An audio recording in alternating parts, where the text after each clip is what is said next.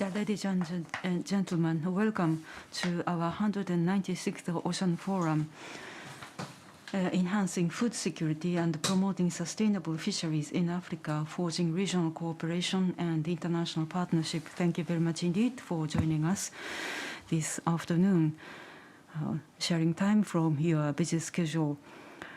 In addition to this the in-person setting, we have the YouTube live streaming as well as the captions on the video. Please access through the link at the bottom of the screen.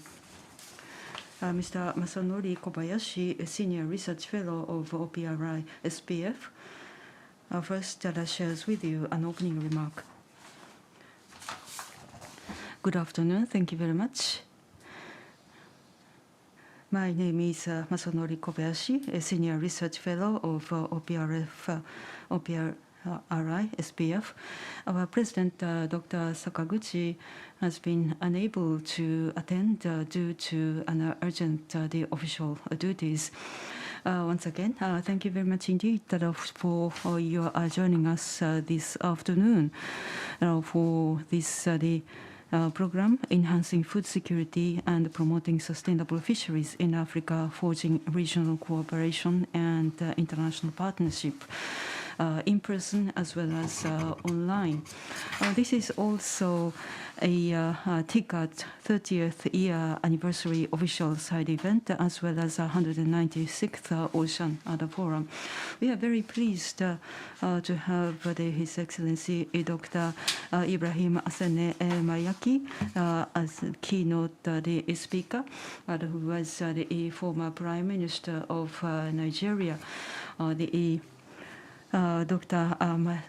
Mayaki has been for over the years leading the African the various issues and the international partnership between Africa and Japan, and he's also on the front line today. We have the ambassadors from the Republic of Namibia to Japan and the Islamic Republic of Mauritania, as well as the Ambassador Horiuchi of the Foreign Affairs, the Ministry of Japan, and we are very pleased to have discussions with the experts as well. Mayaki, African Union Special Envoy for Food Systems and former Prime Minister of Niger, at this international symposium, Enhancing Food Security and Promoting Sustainable Fisheries in Africa, Forging Regional Cooperation and International Partnership.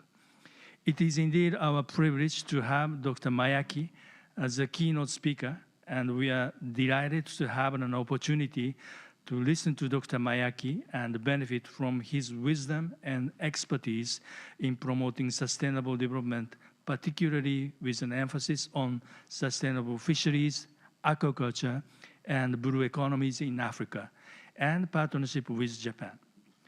We thank Excellencies Ambassador Sidi El Haji of the Islamic Republic of Mauritania to Japan, and Ambassador Morben Lusuenio of the Republic of Namibia to Japan for joining us and speaking at the panel discussion today. In June last year, we attended the second UN Ocean Conference held in Lisbon, Portugal. One of the events that we organized there was a side event on sustainable blue economies in Africa with a representative of the African countries, namely Kenya, Tunisia, South Africa, and Madagascar, and Mozambique.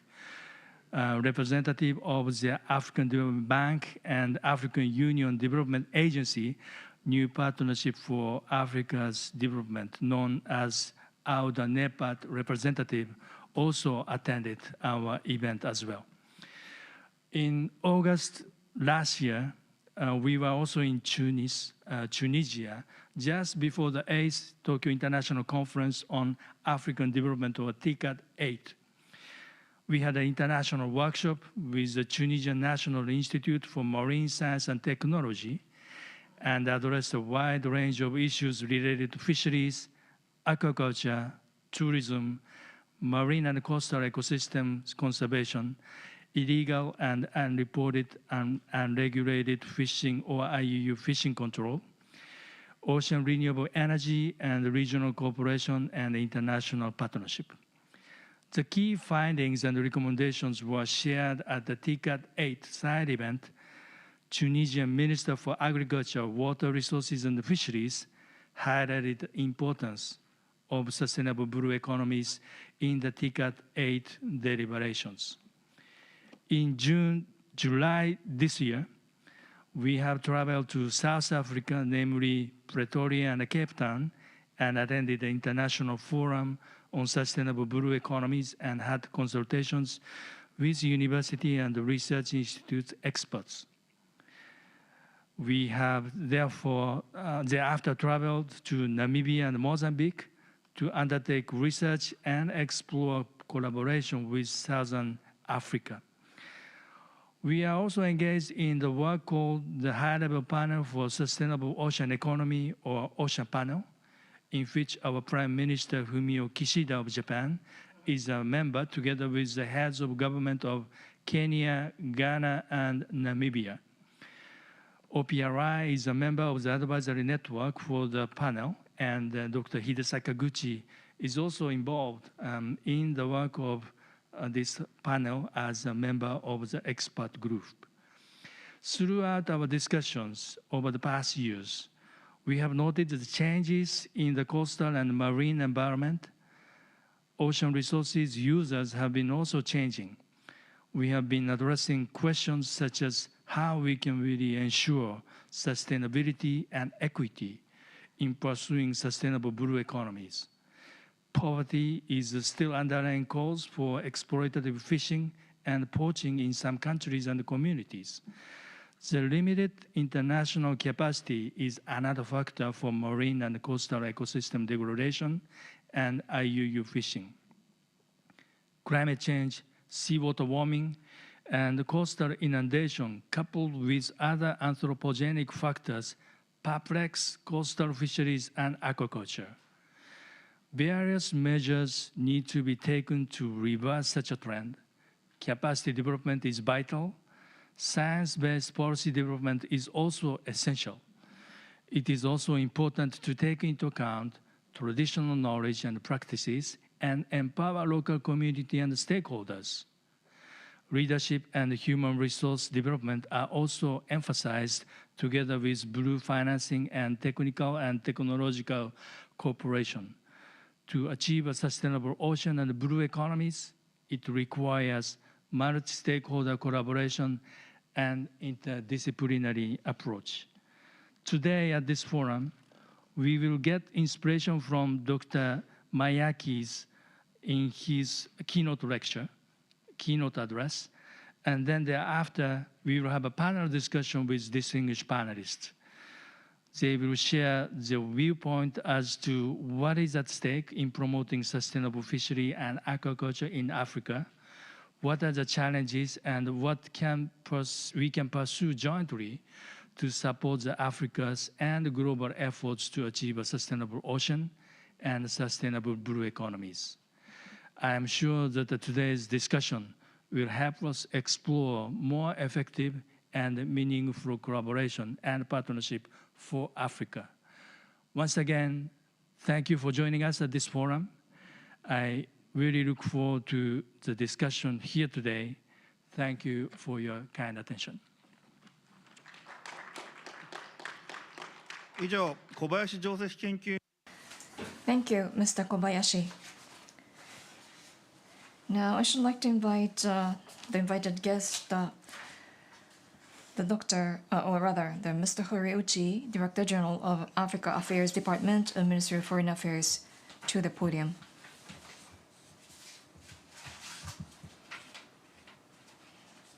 His Excellency Ibrahim Asamayaki, the African Union Special Envoy for Food Systems, the President of OPRI, Dr. Sakaguchi, and the ladies and gentlemen, distinguished guests. I am Horiuchi, Director General of the African Affairs Department of Ministry of Foreign Affairs.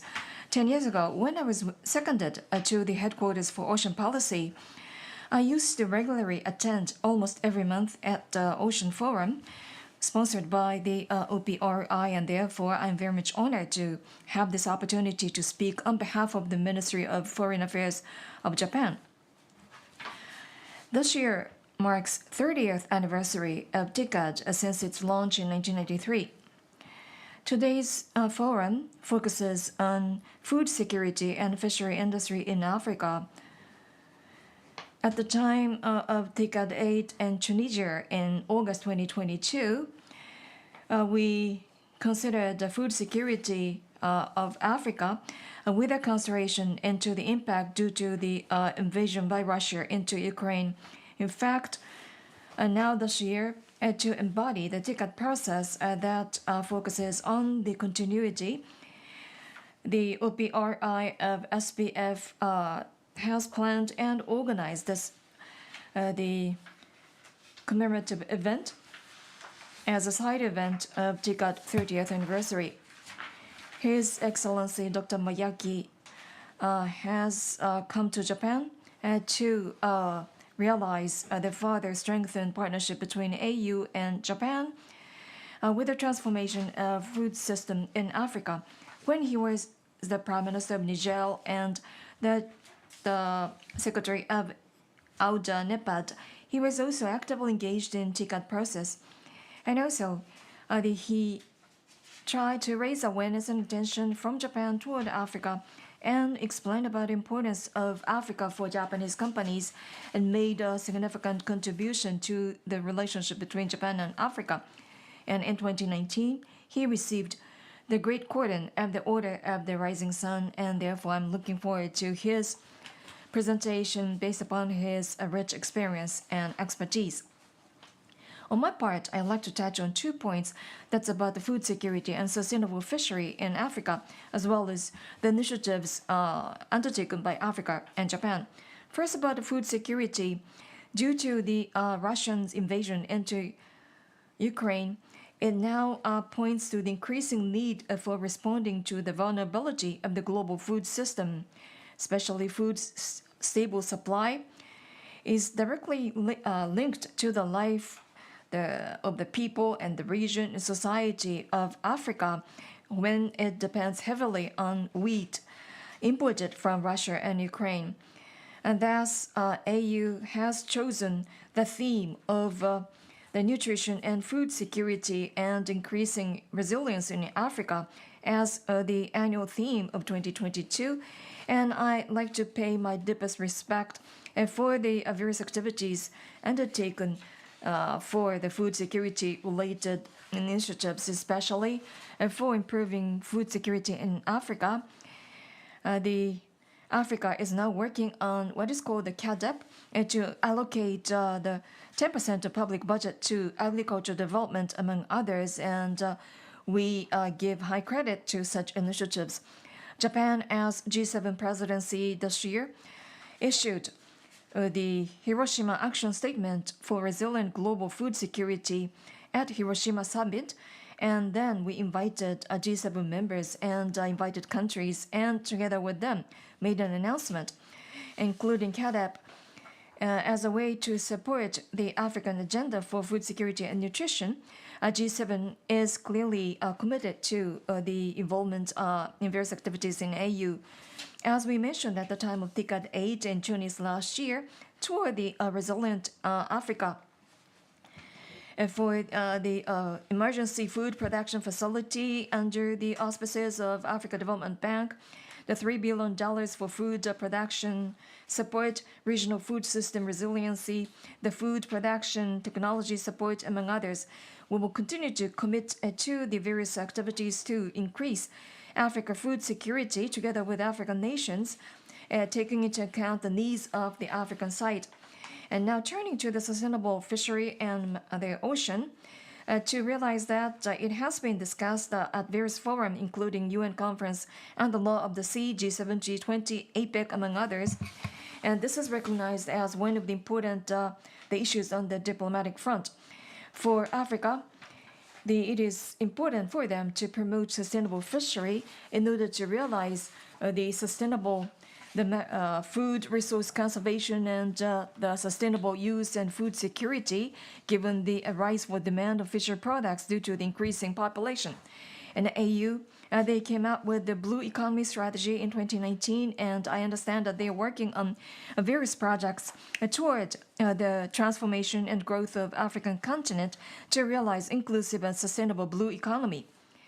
And from the point of view of the sustainable supply of the food resources, international community is united to work against two challenges, namely IUU prevention, control and eradication, and maritime environment conservation. Japan has been working on various contributions, including sustainable fishery and aquaculture promotion, the IUU related policies, among others, in supporting Africa. And also, the maritime plastic debris reduction is another area, for instance. As in the case of the third intergovernmental committee meeting in Nairobi on plastic that was held until last week, Japan insisted on the eliminating additional pollution by plastic by 2040, and also to spread the benefits of blue economy to Africa and other regions. We also focus on support to improve connectivity. I have talked about Africa, but for Japan as well, the food security and sustainable fishery is crucial, and therefore, I hope that Japan will continue to make effective contribution for food security and sustainable fishery through collaboration with Africa and the other members of the international community. Let's work together and take actions. Thank you. 堀内部長、ありがとうございました。Mr. Horiuchi, thank you very much. Now we'd like to move on to the keynote address. This session is moderated by Mr. Kobayashi, Senior Research Fellow of OPRI SPF. 堀内部長、ありがとうございます。 Mr. Horiuchi, thank you very much. To the keynote address by Dr. Ibrahim Hassan Mayaki. As mentioned earlier, Dr. Ibrahim Hassan Mayaki is originally from the Republic of Niger, and he was the Chief Executive Officer of the African Union Development Agency, AUDA NEPAD, from 2009 to 2022. He was Prime Minister of Niger from 1997 to 2000, and he has been having extensive research and teaching experiences in the different universities around the world. We are very much privileged to have Dr. Mayaki here as a keynote speaker. May I invite Dr. Mayaki to take floor over there. Thank you very much.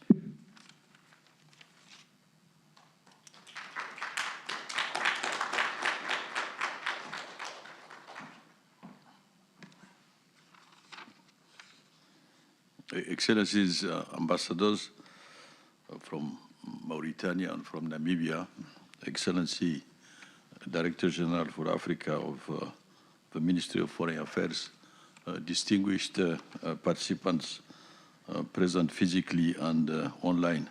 Let me start by thanking you, moderator, and for hosting me. It's a real honor to be here at the Sasakawa Peace Foundation. And we know how great the impact of your foundation is on the continent, listening to the needs of the people on the ground. So my focus will be as an AU Special Envoy on Food Systems, as you rightly mentioned, on the dimension of food systems in its systemic dimension, and with an angle focused on blue economy and sustainable fisheries. So if we look at the current UN decade of action dedicated to achieving the global goals, we know that this decade is pivotal in accelerating efforts to address food security while concurrently preserving natural resources. With aquatic foods anticipated to rise by 15% by 2030, they present a significant opportunity for bolstering global nutrition.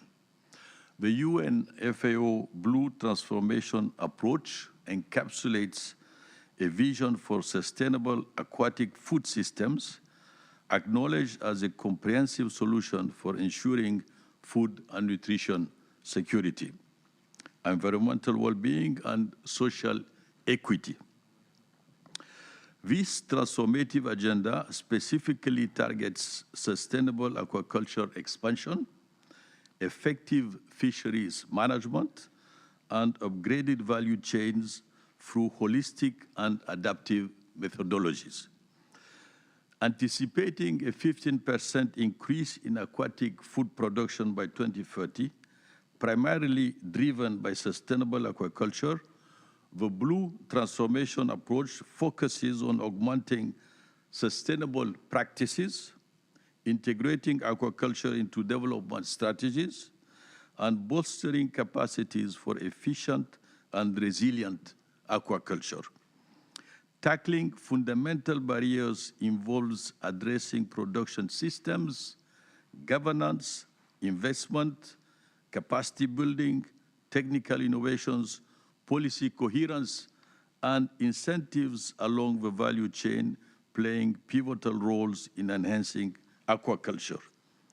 Fundamental to attracting investment in aquaculture expansion is good governance, supported by sound legal frameworks and regulations. A mix of finance and insurance services is deemed crucial for facilitating infrastructure improvement and technological innovations, with mechanisms such as carbon credits and blue bonds providing vital support for environmental benefits. Effective fisheries management remains a core objective, necessitating transformative changes, governance and policy reforms, technological innovations, and social protection, guided by international instruments and emphasizing cross-sectoral collaboration. Cross-sectoral collaboration is critical because when we refer to sustainable fisheries, it's not only about fisheries, it has to be seen within a whole food systems approach. The disruption caused by the COVID-19 pandemic in fisheries and aquaculture underscored vulnerabilities in supply chains, prompting diverse government measures. However, there is a recognized need for improving social protection systems. The escalating impact of climate change accentuates the imperative for fisheries and aquaculture adaptations, emphasizing the incorporation of climate stressors into management plans. Advancing gender equality in the sector is also identified as crucial for sustainability, guided by the FAO policy on gender equality. The outlook for fisheries and aquaculture until 2030 envisions increased production, consumption, and trade, with aquaculture making significant contributions. While per capita consumption is projected to rise, concerns emerge, especially in sub-Saharan Africa. Anticipated trade expansion and the 33% increase in internationally traded aquatic product prices by 2030 underscore the importance of sustainable practices, innovation, and inclusive policies for ensuring the resilience and success of aquatic food systems. African Union leaders, since the 2006 meeting in Abuja, Nigeria, underscored the strategic significance of promoting and safeguarding agricultural products. These commodities include rice, maize, legumes, cotton, palm oil, beef, dairy, poultry, and fisheries products at the continental level. Additionally, cassava, sorghum, and millets are recognized as strategic commodities at the sub-regional level. This declaration signifies a commitment to prioritizing and supporting these essential commodities while acknowledging the importance of focusing attention on products of national significance. The fisheries sector in Africa significantly contributes to sustenance and economic activities, with a total fish production reported at 9.4 million tons, including marine, inland, and aquaculture sources. It serves as a crucial source of animal protein for approximately 400 million people. The sector generates substantial employment with 12.3 million jobs and contributes significantly to the economy with a total value added of US $24 billion. Despite these contributions, Africa faces substantial economic losses ranging from $2.5 billion due to mismanagement, including illegal, unreported, and unregulated fishing. Addressing these issues is imperative to harness the full potential of the fisheries and aquaculture industry for both economic growth and food security in the region. Finally, fisheries play a pivotal role in alleviating hunger and addressing nutritional challenges across the African continent. The abundance of aquatic resources provides a critical source of high-quality protein, essential nutrients, and omega-3 fatty acids, contributing significantly to the overall well-being of a population. Sustainable fisheries management emerges as a linchpin in this effort, with the potential to meet the dietary energy needs of communities and enhance overall food security. In regions where terrestrial agriculture faces challenges, fisheries offer an alternative and resilient source of nutrition. The diversification of food sources through fish consumption adds nutritional value and helps mitigate the impact of potential crop failures or fluctuations in agricultural productivity. Moreover, the nutritional composition of fish complements other food sources, contributing to a more balanced and wholesome diet. Sustainable fisheries management practices, including measures to prevent overfishing and protect marine ecosystems, are crucial for ensuring the long-term availability of fish resources. By maintaining this delicate balance, fisheries can continue to serve as a reliable and sustainable source of nutrition, playing a vital role in addressing the complex challenges of food security and nutritional well-being. Secondly, fisheries viewed through various policy lenses provide a nuanced perspective aligned with the multifaceted nature of food security. Sustainable fisheries practices contribute to maintaining a delicate equilibrium between fish production and the nutritional needs of a population. Policies that prioritize responsible fishing practices and the prevention of overexploitation are essential to uphold the availability of fish as a crucial food source. If we look at the different approaches that have been used in developing the sector, we can mention the income-based approach. Fisheries play a significant role in addressing income insufficiency by providing livelihood opportunities through fishing activities. We can also look at the basic needs approach, recognizing access to fish as a nutritious food source aligns seamlessly with a basic needs approach.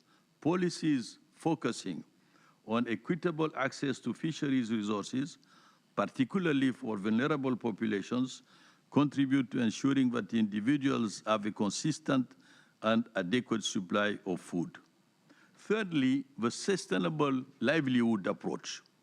Fisheries, beyond their role in food security, are integral to addressing broader issues of poverty and development.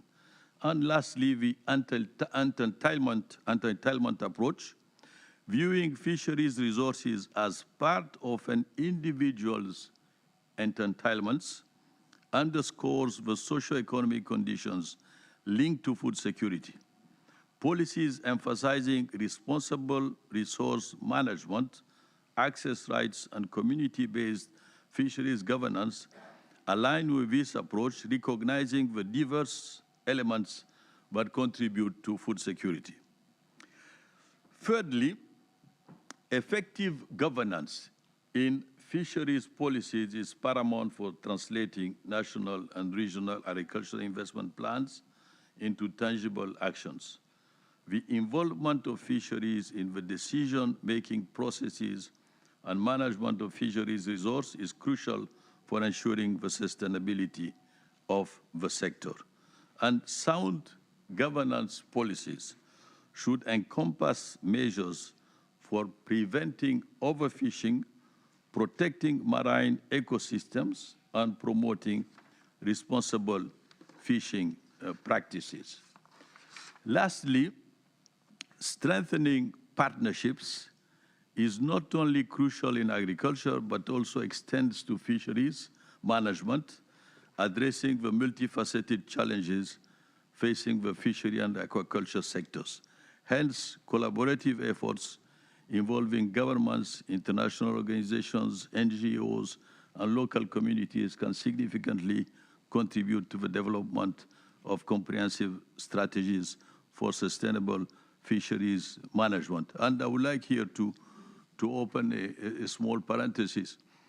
As the Director General for Africa at the Ministry of Foreign Affairs referred to the G7 Declaration of Hiroshima, which prioritizes the issue of global resilient food systems. It's opportune to see that the priority that Japan has given to this dimension will most certainly be also chosen by Italy as a priority when Italy moves to chairing the G7. The link between the G7 and the G20 is important to mention, as Africa currently is a permanent member of the G20, as the African Union is a permanent member. The efforts of the African Union will strengthen the prioritization of food systems in the debates of the G20. So we will have a balanced approach, coherent approach between the priorities of the G7 regarding Africa and the priorities flagged by Africa within the G20. So this aspect of partnership is important because it will help give some strength to a weakened multilateral system which all of us want to improve. Now, regarding the future, there are several challenges that the continent is facing that will affect the way we design what we call post-Malabo. Let me explain very briefly. Malabo was the declaration that the African Union leaders did on agricultural transformation. And Malabo is a precursor of a food systems approach because it is a food and nutrition security declaration, which also tackles issues related to land, but to fisheries, to trade, to infrastructure. So as we move towards post-Malabo, because Malabo was a declaration and a strategy will end by 2025, we'll face several challenges. I will not go into the challenges of climate change adaptation, which you all know, but we'll also face a challenge of demographic transition. As you know, Africa will double its population according to the lowest scenarios, between now and 2050. So we'll move from 1.3 billion to 2.6 billion. So it will be important to feed the 2.6 billion, and we know that in 30 years, globally, there will be a food shortage according to FAO. So we need at the same time to think about feeding our population and tackling the global food shortage that will be present in 30 years from now. And this is a complex task which necessitates a strong partnership, because we have a common goal, is to feed the greatest number of humans that we can in a nutritious way. The second challenge will be urbanization. 50% of Africa's population by 2050 will be urbanized, and maybe more. And the characteristics of this urbanization will not only be big cities, but intermediary cities. So you will have a chain of cities from a village to the big city.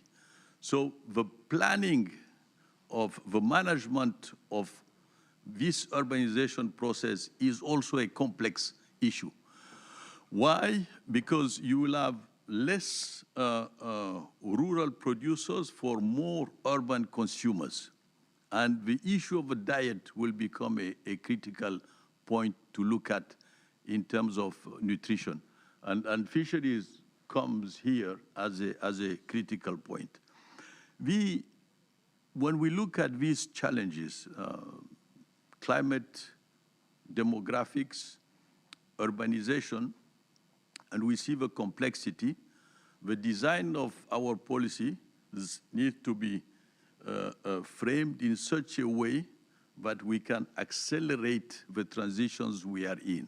So this is why when the African Union talk about food systems transformation, the main idea behind is acceleration, because the constraints are accelerating.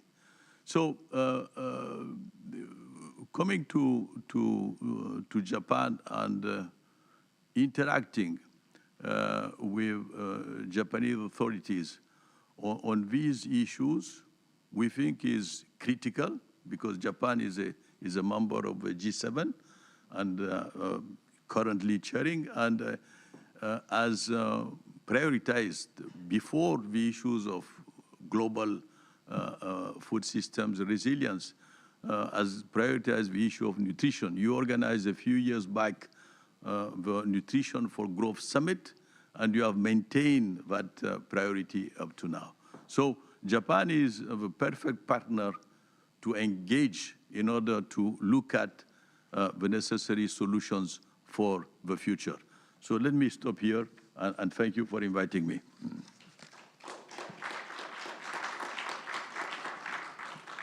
Thank you very much, Dr. Mayaki, African Union Special Envoy for Food System, for highlighting the importance of sustainable fisheries, aquacultures, in terms of providing food and protein for the growing population in Africa, as well as the jobs that are also important for their own livelihood. He also refers to the sustainable fishery resource management as a key factors to avoid overfishing and eliminate IUU fishing as well. He also referred to the African Union's participations in the G20. This is also a new development for international framework for promoting regional and international cooperations. Now I have a pleasure to invite a distinguished panelist, namely, in addition to Dr. Mayaki, we have Ambassador Celia El Haji of Mauritania, and also Ambassador Morben Lusueño of Namibia. We have Mr. Susumu Tsubaki, the representative partner of AAIC, and also Dr. Hamadi Diop, CEO, DNS Consulting, and Professor Shao Owani Ajiman, Professor of the Tokyo University of Agriculture and Technologies. we will proceed with the panel discussions. Let me just move over to the podium here.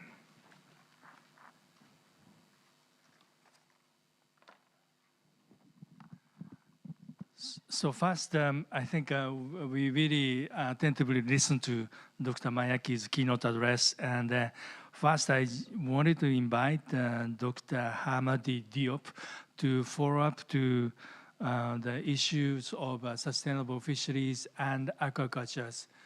I understand that he has prepared some few slides to show if it can be projected on the screens. Otherwise, I just, okay.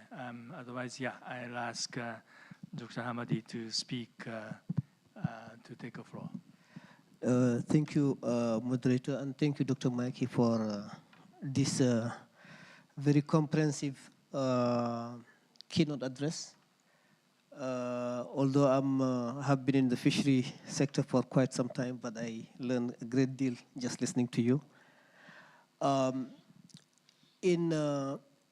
Let me just maybe give a little bit of context. In the continent, seafood is very important. Fishery is a very big activity, both from the marine point of view or from the inland point of view. So landings are very, very high. We're talking about 90 to 100 million metric ton annually. We're talking about an industry that generates about 24 billion, create a lot of jobs, very inclusive industry. But the industry also is faced with many, many challenges. One of the key challenges that the industry is faced is the issue of overfishing. More than 50% of the stocks from the marine side are overfished for many reasons. Some of it is fished because of illegal activities. Some of it is fished because of mismanagement. Some of it also is fished because of bad incentive, because we have a lot of subsidies in the sector. There are also a lot of issues in terms of illegal poaching. We're talking about billions of dollars in lost revenue for different countries. There are also a lot of challenges in terms of what African countries need to be doing when they are faced with illegal fishing. I will just give you maybe one or two examples of some of the policy rules and regulation that countries have put in place. Give you, for example, a very famous case that they call the ITLOS case number 21. It was, you can Google it, a few years ago, West African countries, because of the activities of illegal fishing, raised a lot of concern. There were like about 4 or 5 questions that they raised, and they took them to the International Tribunal of the Law of the Sea to get an advisory opinion. For example, the international law is not very transparent. When a vessel, let's say, is fishing in West Africa under a certain flag state. So if the vessel is caught basically doing illegal activities, the question is like, who is the responsible? Should we go after the flag state, or should we go after the vessel owner? So those were not very clear in the international law.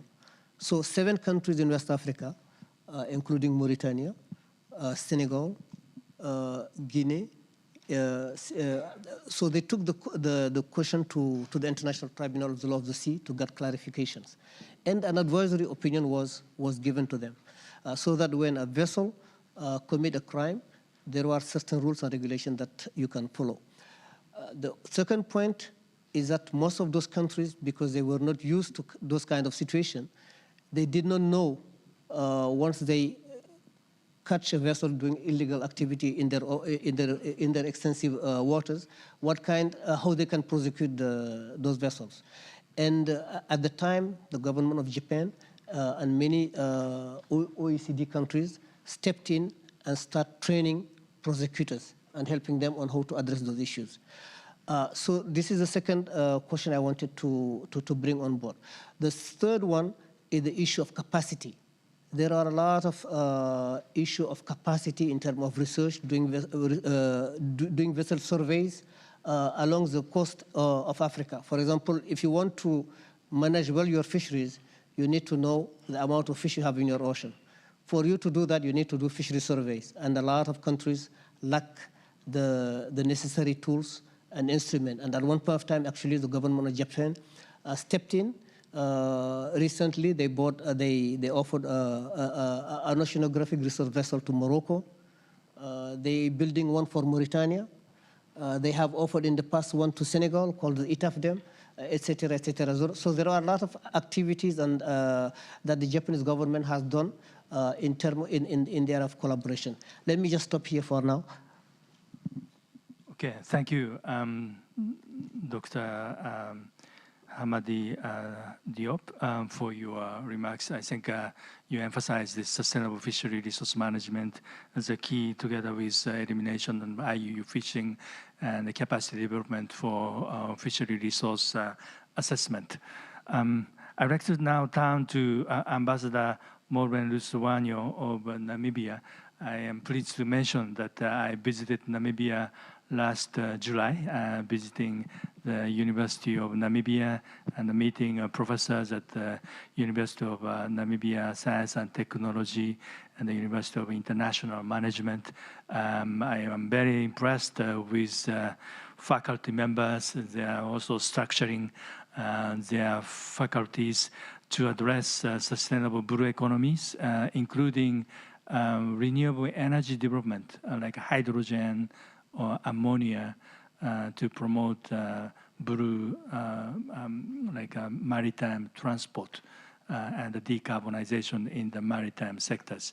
I think we mentioned that Namibia is one of the key members for the high-level panel for sustainable economies. We've been enjoying the partnership with the government of Namibia and the UN Embassy. Ambassador Lusuwanyo, may I invite you to give us the remarks? Thank you. Thank you very much for the invitation we received from the Sasakawa Foundation. We have known each other for nearly 3 years or 4 years now.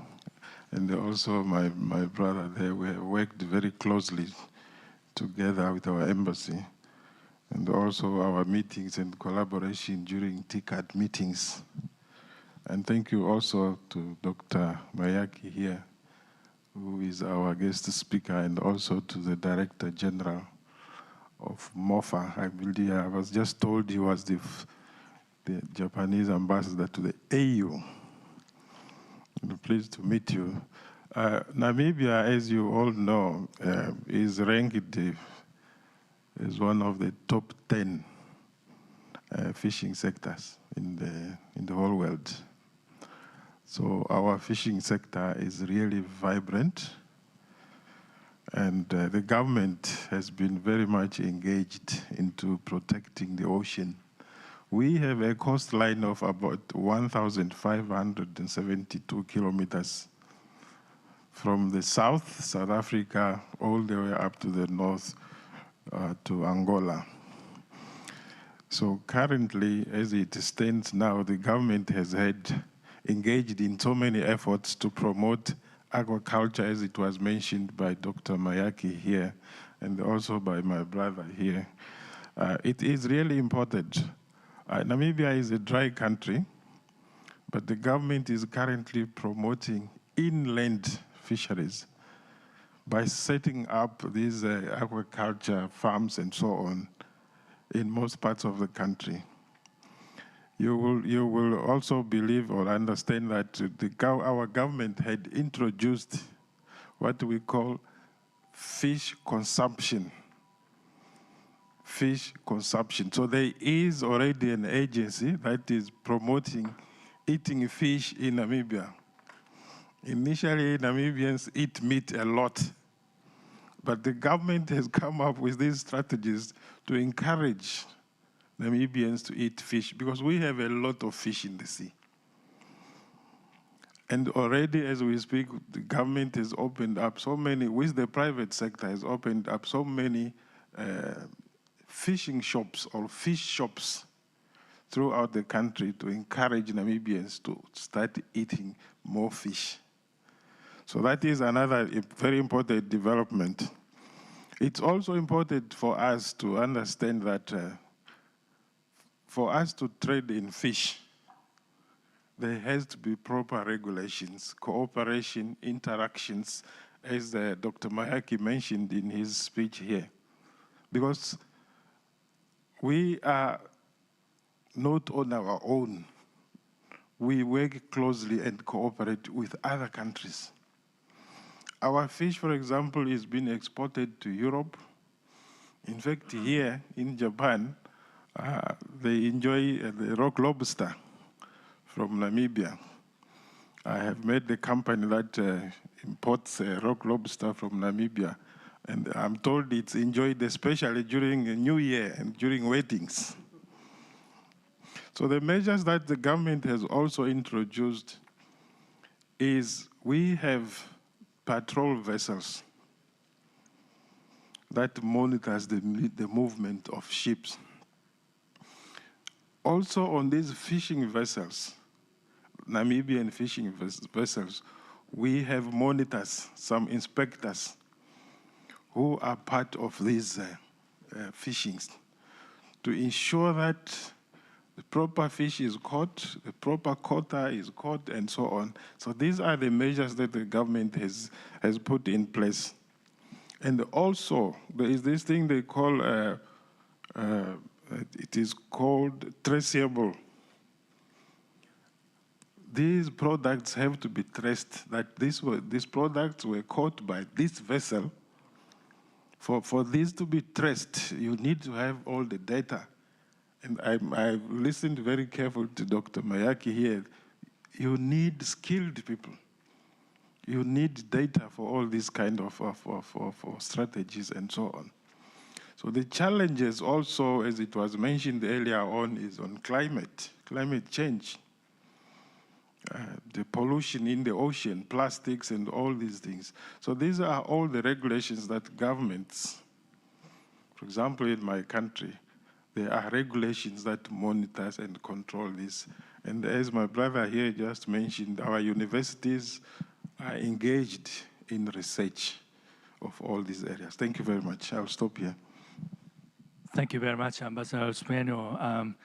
I think this sustainable fishery is one thing, but this marketing, including exporting your seafood products to the partner countries, is also vital.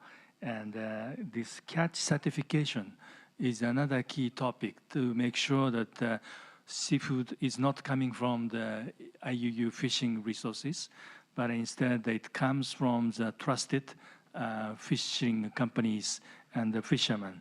And this traceability is a very important scheme that requires very much advanced skills as well as technologies as well. Thank you for also mentioning this climate change. That is also a vital topic that we will address later this week in Dubai at COP28 as well. So thank you very much. Now I turn to Ambassador Sidia El Haji, the Ambassador of Mauritania to Japan. Mauritania is another dryland country in Africa, but also well known as a source of very good seafood consumed in Japan as well. May I invite Ambassador El Haji to take the floor.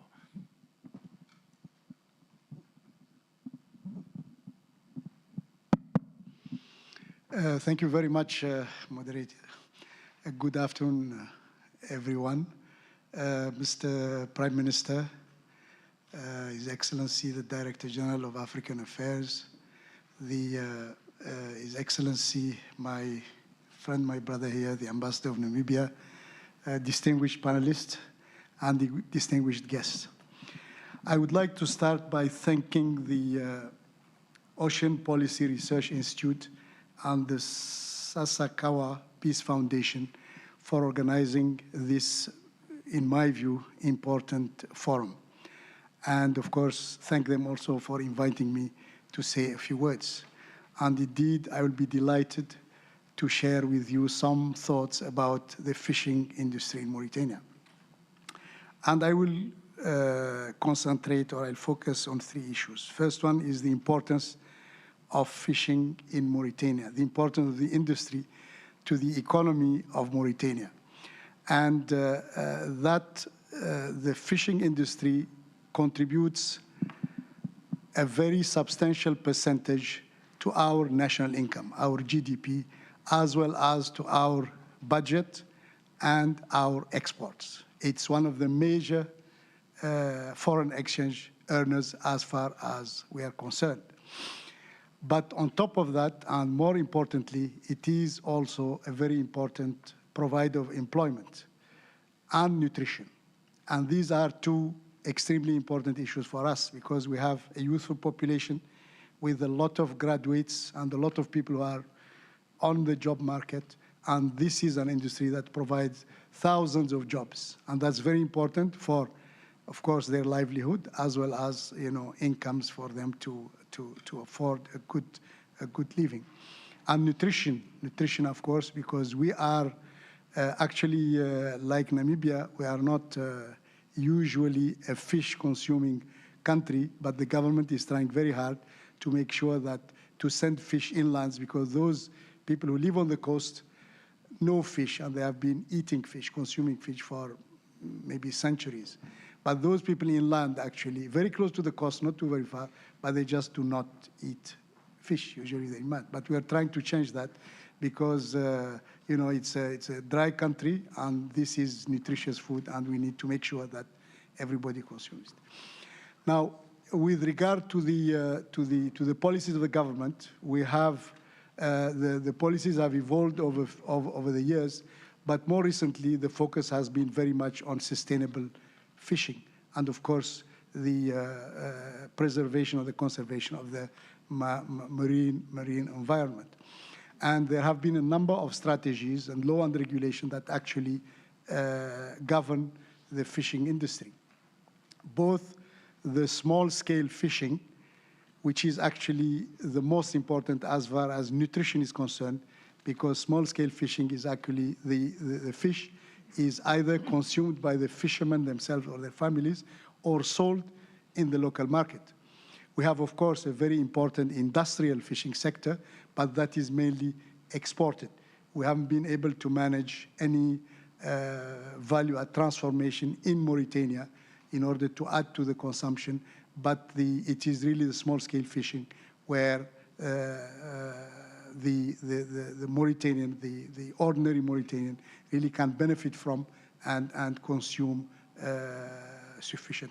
And of course, since we are a country also that has still great pockets of poverty, recurrent droughts, and therefore, we haven't had the famine, thank God, for quite a long time. But these are risks that exist, and that, of course, the development of the fishing industry does help us to take care of.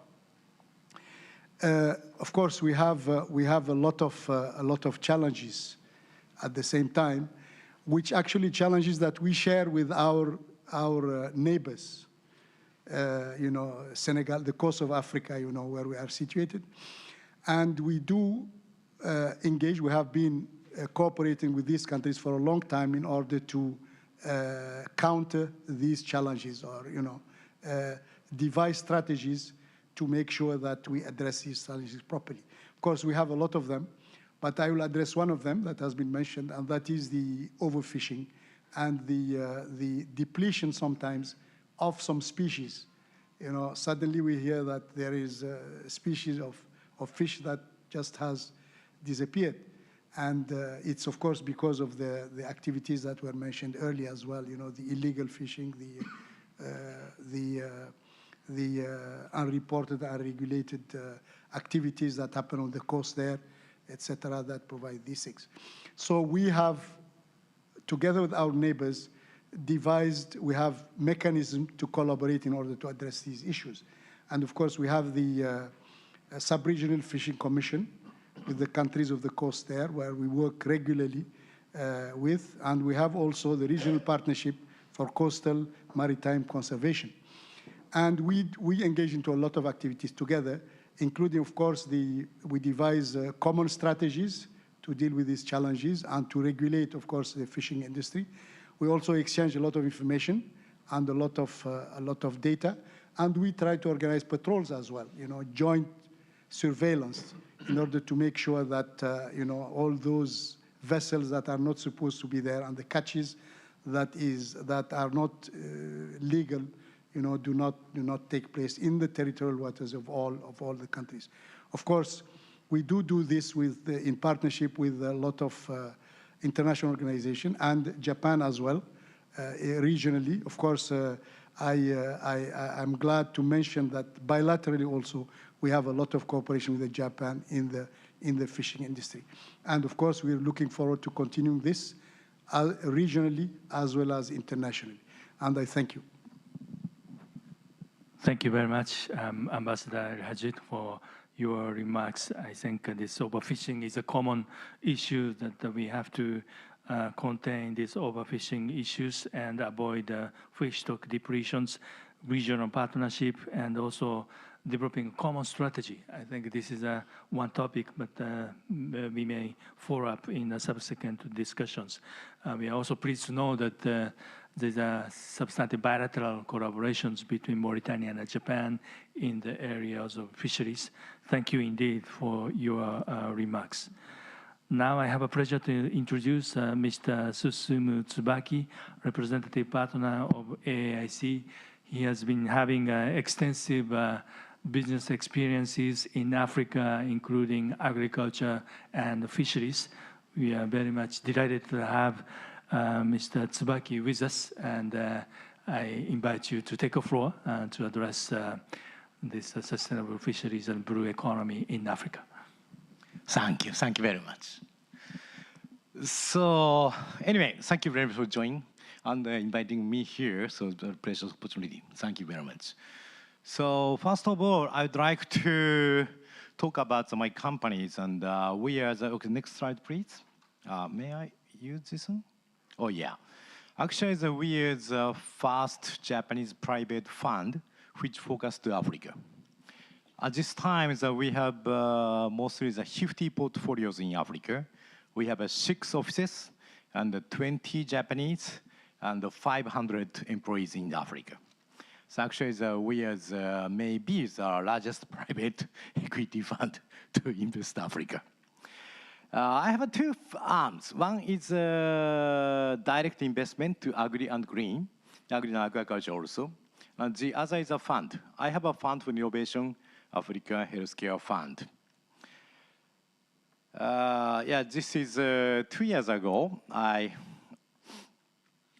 did write about sorry about all Japanese, but it's a very big hit in Japan. I guess many Japanese very seriously to address to the Africa market. And this is the first fund. I have 30 portfolios here. Sorry about the most of the Kenya or Nigeria, South Africa, and Egypt, most of them. And now I'm undergoing about the second fund. At this time, 15 portfolios there, and invest about innovation and healthcare, of course, including aquaculture also. And next, I'll show you about direct investment in Africa farming and aquaculture. The first farm in Rwanda, we invest about 500 acres, Rwanda. Mostly it's macadamia. And the second farm is in Tanzania. It's mostly about 1,760 hectares. It's mostly less than 4,500 acres in Tanzania, near the Arusha. And the third farm is a combination about agriculture and aquaculture and the green economy. This is not now planning about in Zanzibar. I will show you, this is the second farm in Tanzania. The very big land, it's actually 1.5 bigger than Japanese Chiyodaku. Yeah, this is rainy season. The super nice coffee comes. So it's very beautiful. At the same time, I have 293 Tanzanian employees in near the Ngorongoro areas. So many children there. So I have to do, not only for farming, but also the community building also. Yeah, this small village is only mostly the adult actually the 2,000, but children it's 8,000. So many children there. So I'd like to contribute to all in the education and this healthcare also. At the same time, I do about zero carbon project, mostly about solar panel basis and clean cook stove also. Yeah, so we set up this concept of smart village project. Not only the farming, but also we provide about basic infrastructure such as electricity, Wi-Fi, clean drinking waters, healthcare, education, etc. At the same time, I would like to contribute about good communities and good, the living standard and good jobs also. So now we're talking about the third farm in Zanzibar. I'm very interested about the investor about the aquaculture mostly. As you know, this slide shows you about African domestic catch and Japan import. Most interested about at this time is the octopus. Yeah, Mauritania is one of the largest octopus producer here. At the same time, the natural fishing is very, very difficult to sustainable. So maybe the aquaculture is absolutely needed, such as tilapia or the salmons also. As you know, about all the cattle or livestock, about the beef or chickens, all is culture made. Not natural bush meat. Bush meat is not enough for eating, sir. But we do in the aquaculture. So absolutely, sir, we have to do the more aquaculture in Africa. The first target is this is octopus, I guess. In Japan, the 80% octopus come from Africa, mostly the Mauritania and Morocco. Yeah, but it's not so much sustainable now. This is the Kenyan side, the Mombasa. There is an octopus here, but unfortunately, the processing and the quality is not enough to import to Japan. So it's a very, very, huge opportunities to good qualities processing and more add value and export globally. Yeah, mostly is octopus. Salmon is also, and I'm not so much familiar with the tilapia, but it's a lot of the tilapia in the Victoria Lake areas. So I believe that there's a huge opportunities for the aquacultures in Africa, and at the same time, I'd like to invest about these opportunities for Africa and for global. Thank you very much. Oh, at the same time, it's another final slide. Okay, it's maybe okay. Okay, thank you very much. Thank you very much, Mr. Susumu Tsubaki, representative partner of AIC. It's very impressive to see so many projects and businesses you have been promoting in Africa, and we'll come back to you for some further questions. I now have a pleasure to introduce Professor Xiao Owana Ajman, Professor of Tokyo University of Agriculture and Technology. I think this capacity and the leadership development indeed one of the key points. And I am sure that having a teaching position at the university in Tokyo, you may have further ideas as to how Japan and Africa can actually promote collaboration in terms of capacity development, leadership, and human resource development. Professor Ajman, may I invite you to take the floor. All right, okay. Thank you very much, Dr. Kobayashi, and I'm very grateful to the Sasakawa Peace Foundation for creating this opportunity for us all to talk about very, very important and pressing issues. His Excellencies, all protocol observed here. First of all, also, I'm also very happy to have ambassadors from Namibia and also Mauritania, because these are dry countries.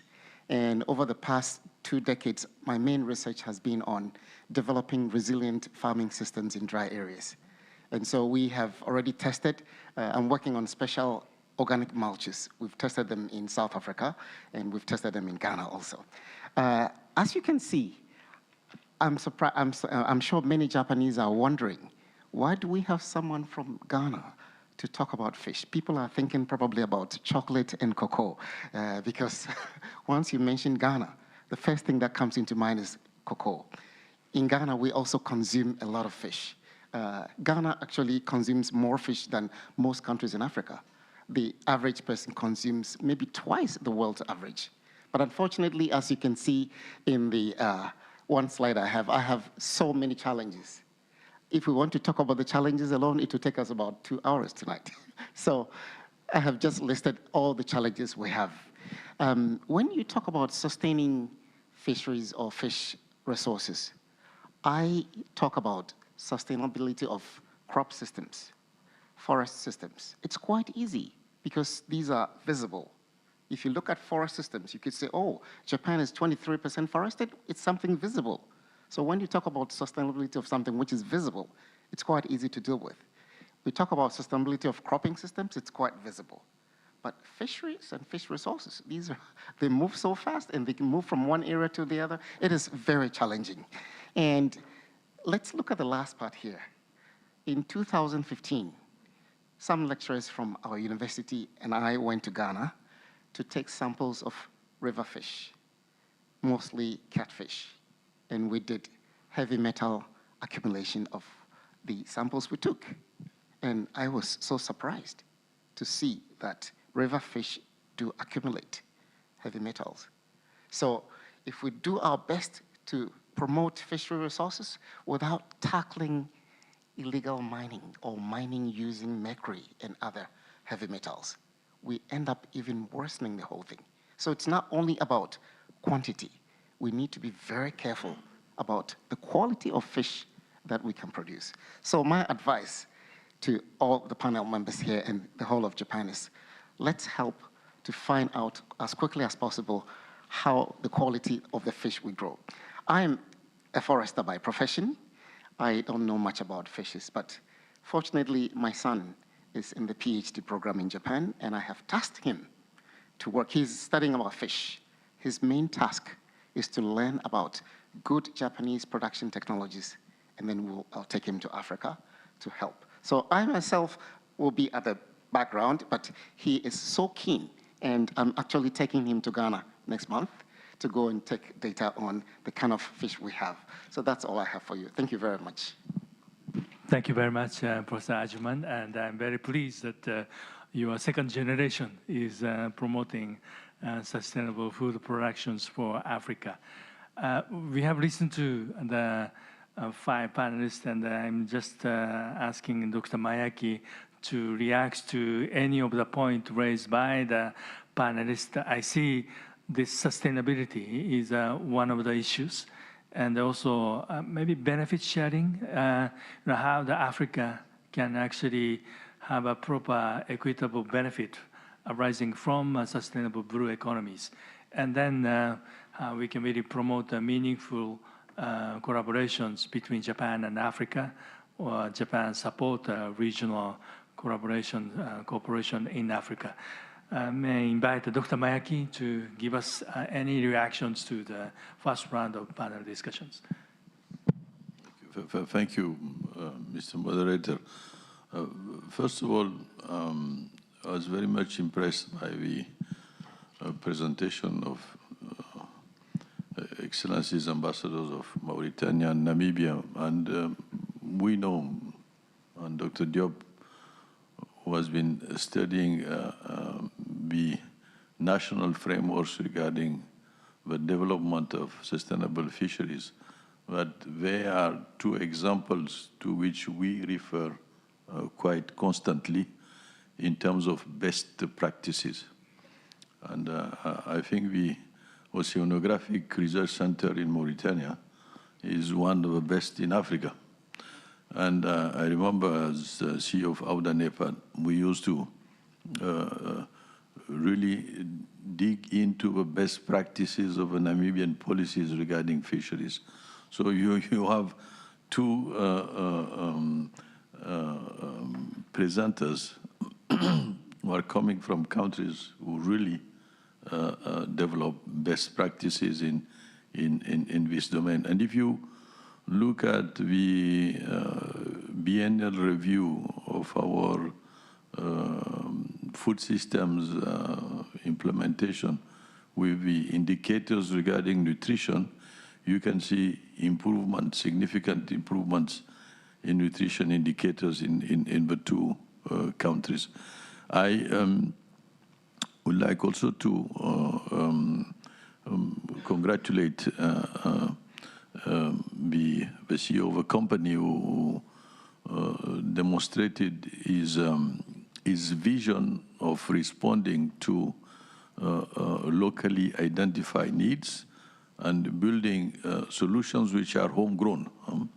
So I think this is very significant, and it could be an inspiration for many of Japanese entrepreneurs. Africa,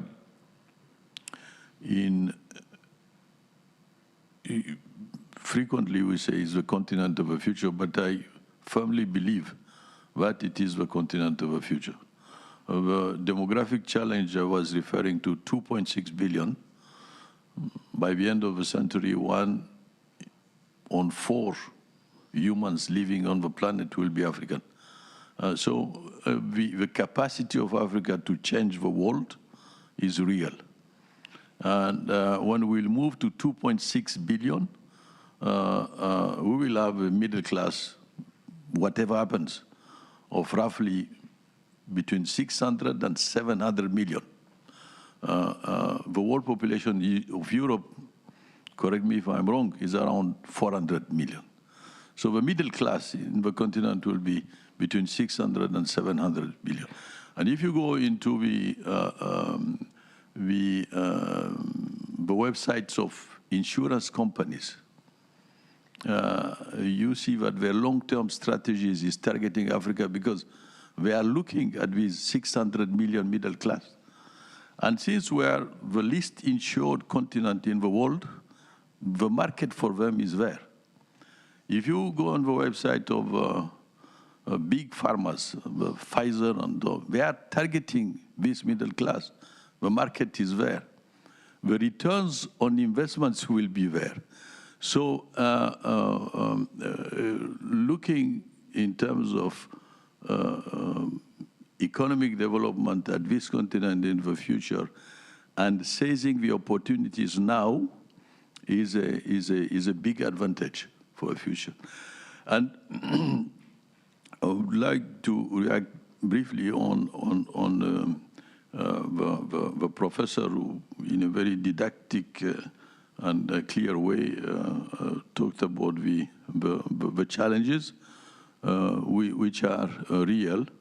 And it's very interesting to see that he's pushing his son to face the challenges and preparing him to do so. And it was very clearly highlighted. When I mentioned the challenges regarding climate, urbanization, demographics, African leaders are ready through the regional integration processes to think in terms of regional solutions more and more. And this will be an important part also of responding to the challenges that we are facing. So we are, and it's interesting also, let me come back to what Dr. Diop was mentioning. It's more about partnerships, and in the mindset of African policy makers and African leaders, we have moved from the mindset regarding ODA to the mindset regarding entrepreneurial development. So, the partners, I think, do understand that, and it's the direction that is being taken, and in order to construct that Africa of the future. So let me stop here, and thank you again for inviting us.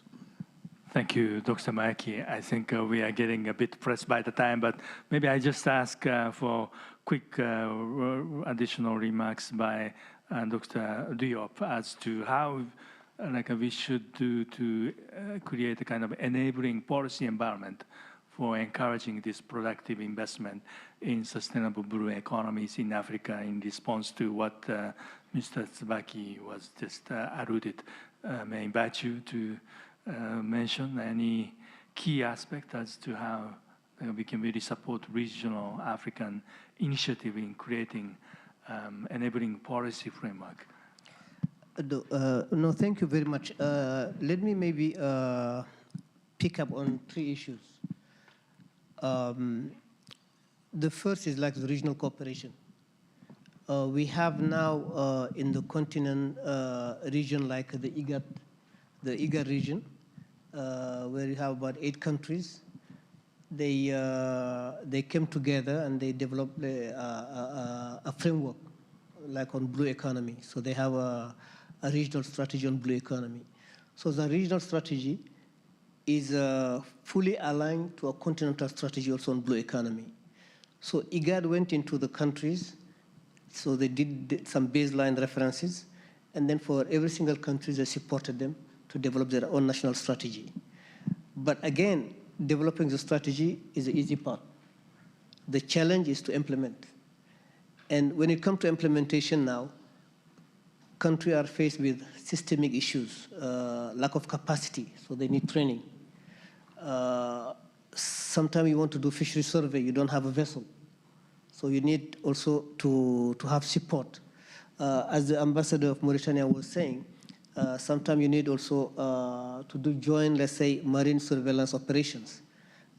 You don't have vessels to do it. You don't have the mechanism. So there are a lot of opportunities for institutions like yours, for example, to come in and support in terms of capacity building, in terms of training, in terms of even data analysis. Like, for example, if you want to have policies that are evidence-based, you need to do like collect data, you need to analyze them, and you need to develop very concrete action to support it.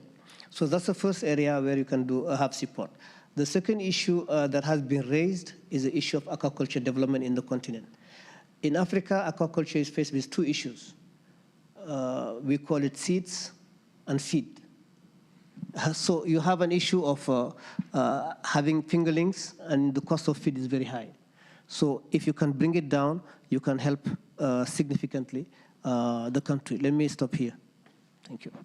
Thank you, Dr. Diop. So I would like to invite Ambassador Sueno and Ambassador Haji as to how we can really integrate this meaningful bilateral collaboration between Japan and Africa, or supporting regional initiative from the Japanese side. I may invite Ambassador Sueno to give us some highlights. Yeah, thank you very much.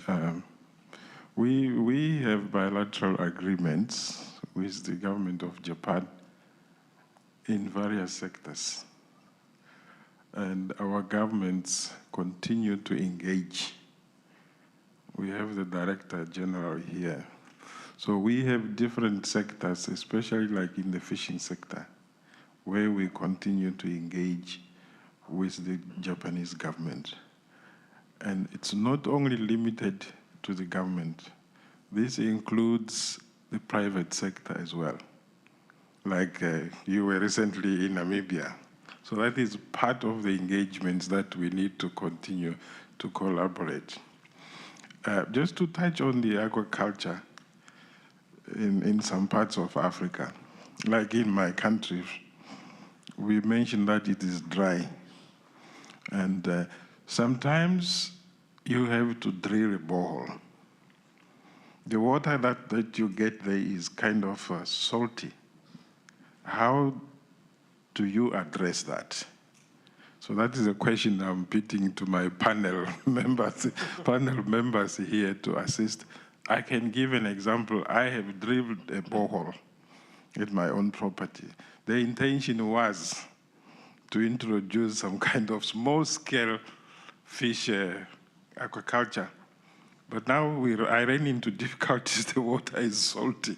So I need some guidance. I think this is the opportunity for me to benefit from this discussion. Thank you very much. Thank you. Indeed, when we visit Swakopmund, a coastal city in Namibia, this salinization is one of the key topics, and certainly we need to follow up to these issues as well. So may I invite Ambassador El Hajid. Thank you. Thank you very much, moderator. Well, I will mention of course, the Prime Minister mentioned it, the Mauritanian Institute for Oceanographic and Fisheries Research. This is really a key institution that we have put in place there, and it really helps us. I mean, it's the main advisor of the government with regard to sustainable fishes in the coast there. And of course, I'm glad also to mention that that Japan is already cooperating with us to strengthen this institution. Dr. Job has already mentioned the ship, the vessel, because we need these to undertake surveys, research, etc. Because it's only that way that we will be able to ensure that there is sustainable fishing on the coast of Mauritania. And of course, we look forward to widening and deepening that cooperation with Japan. I thank you. Thank you very much, Ambassador Hajit. I may invite now Mr. Tsubaki to make additional remarks as to how the Japanese private sector can actually support Africa in the pursuit of sustainable blue economies. Thank you very much. I believe so there is a huge opportunity in Africa with agriculture, mostly for the aqua fishing, aquaculture. So the firstly, I believe the focus to the export, to the octopus, salmon, scallop, and maybe sometimes the oysters or anything. At the same time, good quality of processing in Africa. Yeah, that's a very, very, bad example about such, Mombasa processing. So the processing is a very low quality, so it's very difficult to import to Japan. So, but octopus itself is very nice. So which we have to do is good, the facilities and techniques and direct to, invest, and that's a huge opportunities, I believe. Thank you. Yeah, this Thanks. quality control is really yes. vital issues. So may I invite Professor Ajiman to maybe this human resource leadership development? Sure, okay, thank you very much. As you have all discussed, I think coming from Tokyo University of Agriculture and Technology, we put a lot of emphasis on technology. And this is the right time Africa and African students have to learn. In Japan, we have a lot of technologies. So we need to learn how to add value to most of the natural resources that we have. And if we do that, I'm very sure we'll be able to come up with products that can meet international standards and we can export. We still have a lot of resources locked up in Africa. There's so many untapped resources. And this is the right time that we can engage with Japan to learn a lot about technology, add value, and come with products that can compete at the international stage. Thank you very much. Thank you very much, Professor Ajiman. And this actually brings us to the end of our panel discussion on the forum. And indeed, this TICAD, the Tokyo International Conference on African Development, will move on to convene this 9th conference in 2025. And we definitely would like to strengthen our partnership with your ambassador, African Union, as a new member of the G20.